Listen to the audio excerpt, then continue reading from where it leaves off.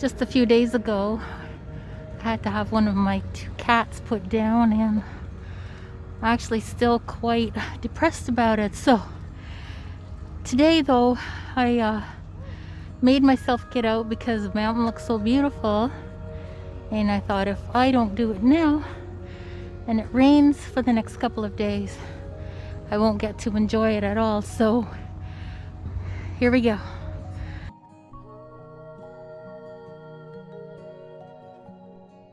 I just want to stand under these beautiful golden trees. Get rid of some of the depression, that I'm, excuse me, I'm choking up just thinking about it.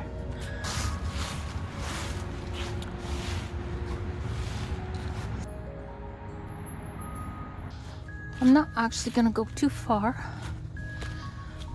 Just wanted someplace to come and relax and sit. I think I'll sit here for a while. I'm glad I came out. So I'm heading back